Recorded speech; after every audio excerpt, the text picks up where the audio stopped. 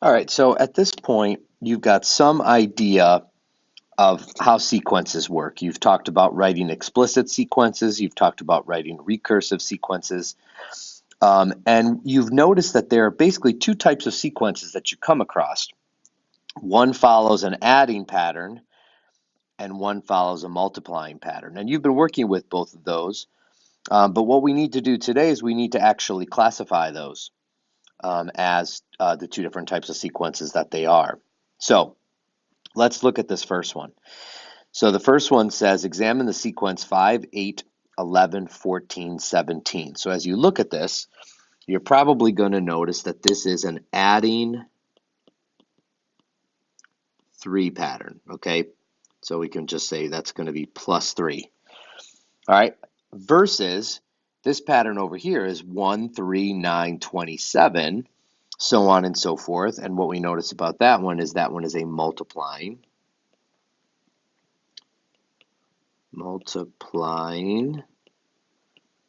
by 3 pattern. So this one is a times 3. All right, okay, so let's continue on here. Let's scroll up a little bit. I won't go that far. So, okay, so what next? Write an explicit formula for the sequence. Okay, you know how to do that now. So this is going to be f of n equals 5, our starting value, plus 3 times n minus 1. Okay, we've talked about that. All right, n is the term of the sequence that you're going to be looking for. So what we're going to do, if we're looking for, say, the 20th term, we're going to take 5, and we're going to add to it 3 times 19. Okay, that's how we get that one.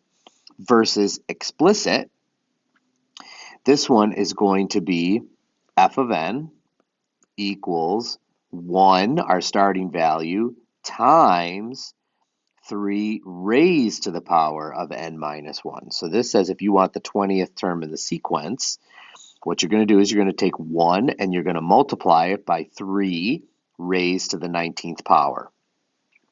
All right, so then we can also define these recursively. So remember, a recursive sequence is the one where in order to find any term, you have to just look at the term before it and do something. So what would that look like here? So that would look like f of n equals, you take the term before it, which would be f of n minus 1, and you add 3 to it. So whatever the term you want is, you take the term before it and you add 3. Now remember, with recursive sequences, we also have to define the first term. So the first term in this case is 5. As opposed to recursively, what we're going to do is, in order to get any term, we're going to do 3 times the term before it. And again, we have to define our first term. All right, so what I want you to notice here is, so that's basically a review of sequences. Now you can also look at the graphs of these. We may have talked about this a little bit, but at this point, you notice that an adding pattern basically forms a linear graph. Okay, so this is the term number down here. This is the value of the term. So like the first term is 5, the second term is 8, the third term is 11, so on and so forth. So you get a linear model. And then over here, same thing. The first term is 1, the second term is 3, the third term is 9, fourth term is 27. And what you see here is you see a bit of more of an exponential model. All right, this has an exponential curve to it.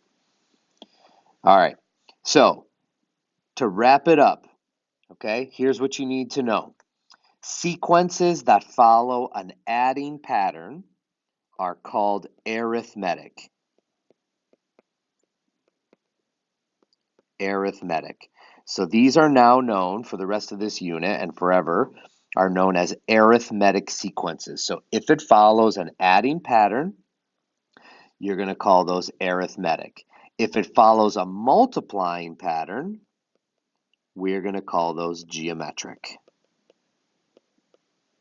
So multiplying pattern, geometric.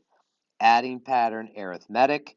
One way to remember that easily might be adding pattern starts with A, arithmetic starts with A. So the multiplying would have to be the other one, which is geometric. That's a quick and easy way to remember. All right, we'll practice this more in class.